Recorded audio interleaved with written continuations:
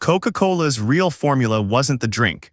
It was the distribution network that made it impossible to avoid. Everyone knows Coca-Cola became the world's most valuable beverage brand.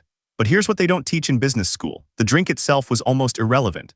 The real money, and here's the trick, followed a completely different path. By 1920, Coca-Cola wasn't primarily a product company. It was a logistics and marketing operation that happened to sell sugar water.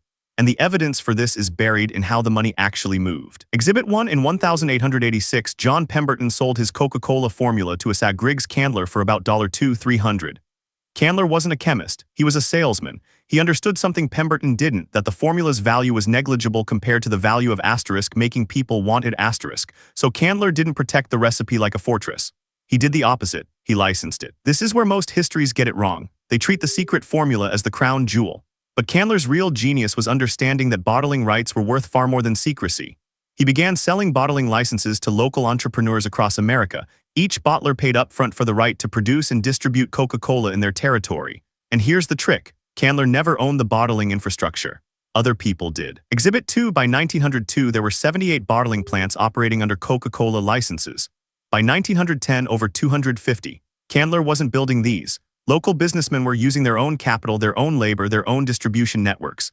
Candler collected royalties on every bottle sold. The bottlers carried all the operational risk. This wasn't just efficient, it was geometrically scalable. Every new bottler meant exponential reach, with zero capital outlay from Atlanta. But distribution alone doesn't create demand. You need people to want the product when they see it. This is where the advertising spend becomes the second pillar.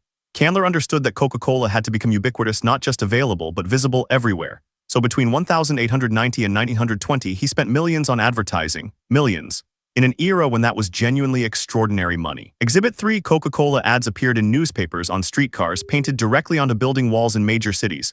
They sponsored events. They placed the drink in soda fountains, which were the social hubs of the era. A teenager in 1905 couldn't walk down a main street without seeing the Coca-Cola name. They couldn't sit at a lunch counter without being offered it. The drink became ambient, normal, expected. Now here's where the financial logic becomes clear. The bottlers handled physical distribution. The advertising created psychological demand. Together they formed a system that was nearly impossible to compete against. A rival drink maker couldn't just create a product. They'd have to simultaneously build 250 bottling plants and spend millions on advertising to break through Coca-Cola's saturation. Exhibit 4. The pricing structure. Coca-Cola was sold wholesale to bottlers at a fixed rate per gallon of syrup. Bottlers marked it up and sold it retail. Candler made money on volume, not margin. This meant the syrup price could stay stable, predictable, while retail prices fluctuated by region. Bottlers in rural areas could charge less. Bottlers in cities could charge more. Everyone remained profitable because the system was flexible at the edges, but rigid at the core. This is the moment most business schools miss. Coca-Cola didn't succeed because the formula was special. It succeeded because the system was special. The formula could have been replicated, and it was, by dozens of competitors. But the bottling network and advertising saturation couldn't be replicated quickly. By the time competitors understood what was happening, Coca-Cola owned the distribution channels and the consumer mindshare. Exhibit 5. International expansion.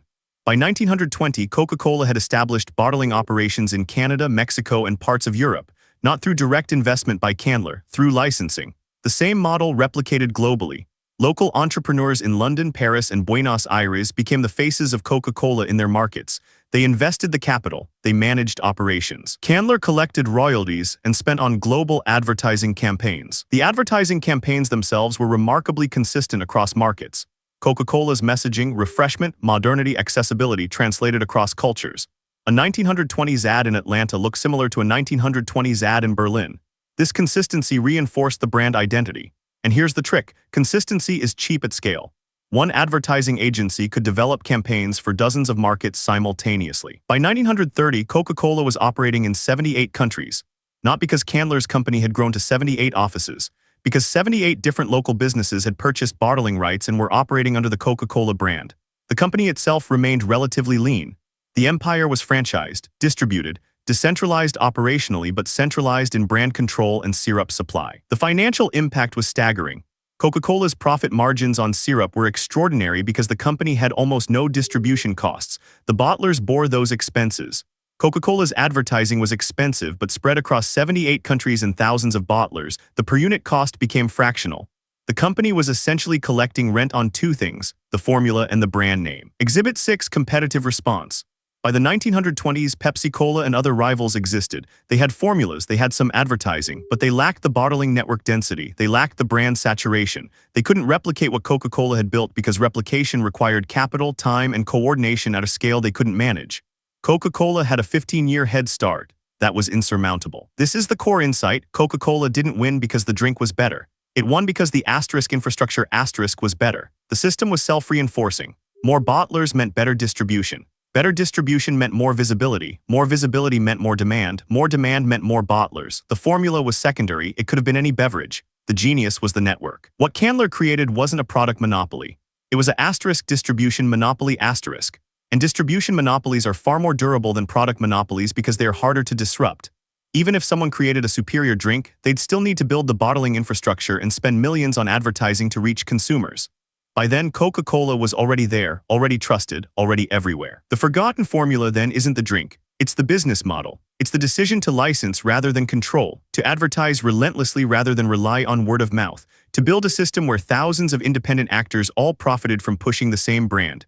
That model, that formula, is what made Coca-Cola unstoppable. And it's still how the company operates today. The cash flowed in a specific direction. Syrup sales to bottlers, royalties back to headquarters, advertising spent from headquarters, consumer purchases at retail, and repeat. It was simple. It was scalable. It was nearly impossible to disrupt once it reached critical mass. That's not luck. That's forensic business design. This video is for educational and informational purposes only and is not financial advice. Always do your own research. If you want to understand how the world's most enduring brands actually built their empires, not the myths they tell, but the money trails they left behind, subscribe for a new case study every week. This video is for educational and informational purposes only and is not financial advice. Always do your own research.